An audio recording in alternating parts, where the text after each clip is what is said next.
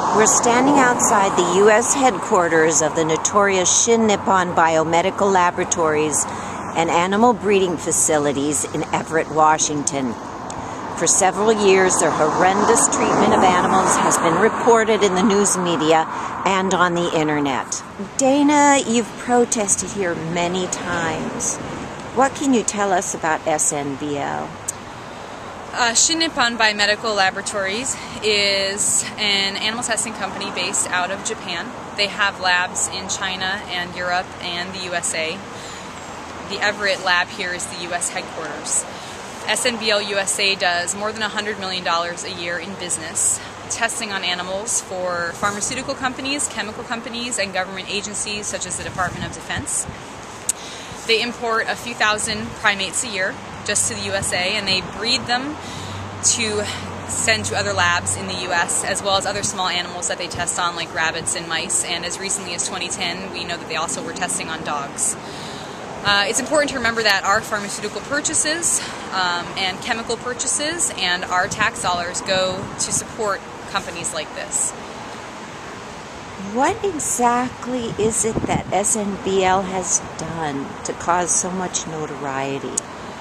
Well, recently, last year in 2011, an employee, now a former employee, stepped down and released photos from inside the lab, as well as her testimony to the things that she witnessed, such as monkeys' fingers being broken when they were slammed in cage doors and animals being thrown to the ground in cages as a form of punishment.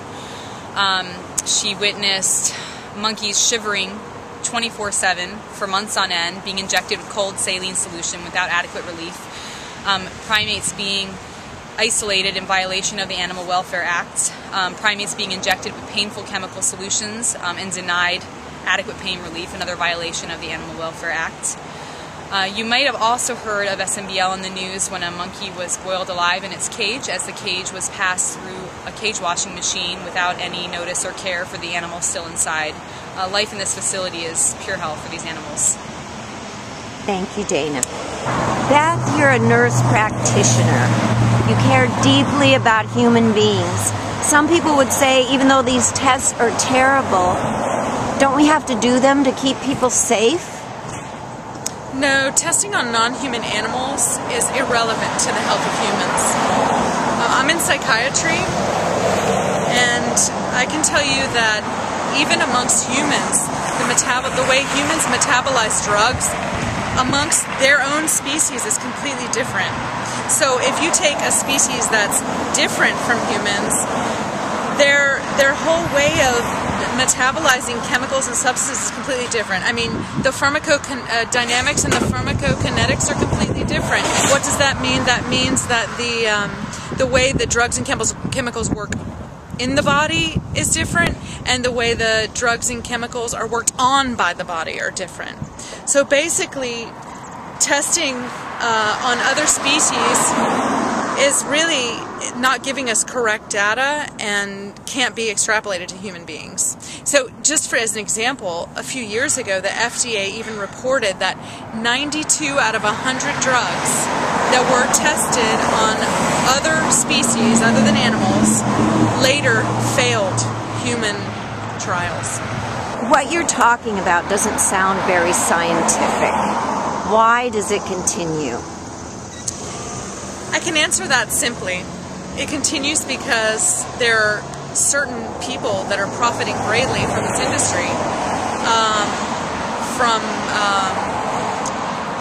from the medical doctors to pharmaceutical companies to chemical council executives, cosmetic companies. You know, they're all making a lot of money on this. And something people don't even know is that taxpayers like you and I are paying for this. When we pay our taxes to the government, that money, some of it goes to fund grants that go to universities to do this testing or experimentation on non-human animals, which really proves nothing. So, you know, the vivisection industry, it spends millions of dollars on campaigns to convince us that it's necessary to do this testing that they do on these non-human animals. But what they're really doing is playing on the hopes that most humans need to have some kind of hope for a cure.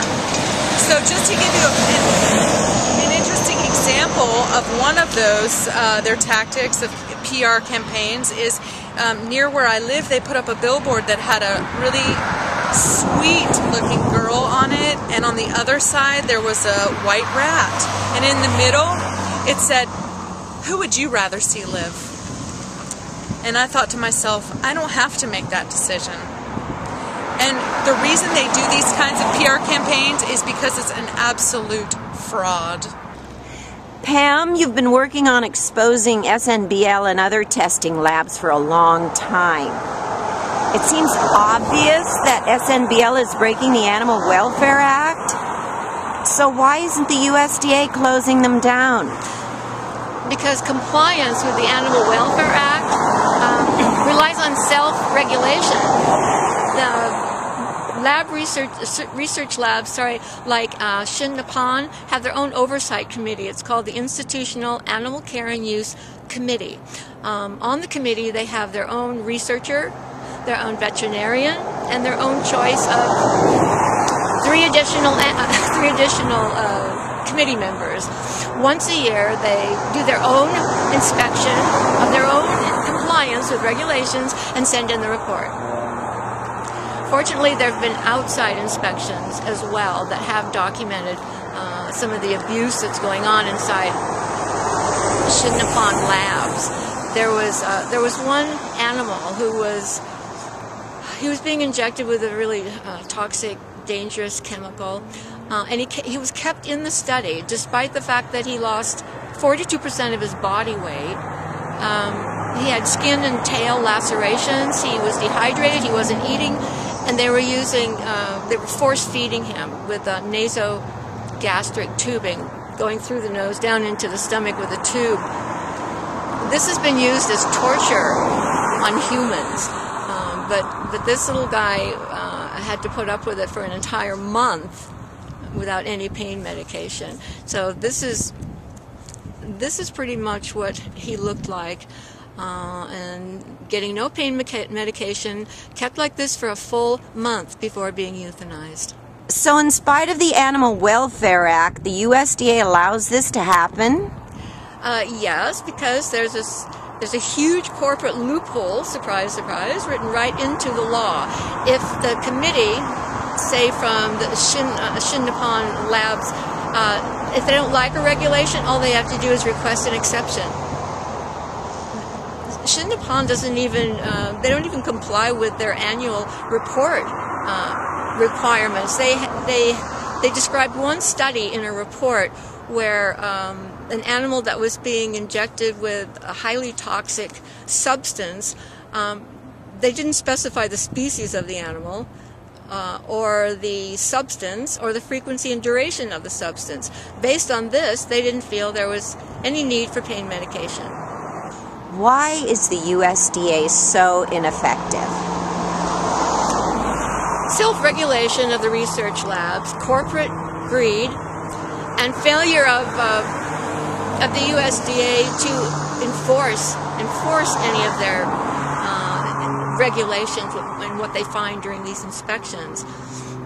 The only way, the National Institute for Health doesn't help either. They dole out all these multi-million-dollar research grants, and the biggest grants that they give are for live animal research, which they actively promote. Carol, in your business, you deal with people every day. No one could ever say you're someone who only cares about animals. That's right. You know, I admit I'm a sucker for anyone who is helpless and needs to be rescued, and that includes animals and people. Right now, we're targeting SNBL because this hellhole is right in our own backyard and in my neighborhood. It's unbelievable that this can go on where some of my friends and myself have to drive by it every day. We wish we could actually go in the front doors and demand that they release every single animal, but the law tells us that compassion is illegal and that torturing animals is okay. So what can you do to stop what's going on? You know, one of the most important things we're doing right now is exposing what's going on inside of these labs. Many animal groups are doing that online, releasing pictures and videos. Local news channels recently have released stories of SNBL torturing animals. And every time we protest, the public shows this overwhelming support. We have to get the message out to the public that animal testing is not science. It's complete fraud and it does not protect people. I think it's pretty obvious, considering that these big pharma disease groups like the Cancer Society and Susan Komen, they've been promising magic cures now for over 50 years, and they've come up with nothing, in spite of hundreds of millions of animals that have been killed and tortured in their laboratories. Tell us how people watching this can help. Right now, we need to put pressure on Robert Gibbons at the USDA and demand that he close down SNBL labs and end animal testing. We have to put pressure on our representatives in Congress, and when they respond to us saying that animal testing is being done for our own good, we have to let them know that we know that this is not true. This is scientific fraud. Several groups right now have ongoing campaigns exposing what's going on with SNBL. We've recently created our own a Facebook site that you can actually go on to that will have emails, letters, phone numbers that you can call, and ways that you can help out these groups. Meanwhile, an immediate thing that you can do is spread this video as far and wide as you possibly can. We want to make sure that animal testing, the message goes out that we know that this is fraud, and we want to educate the public. We want to get everybody so upset and tired of being inundated with these poisons that although they've been safety tested on animals, it is a total crock and it has to end. Thank you, Carol.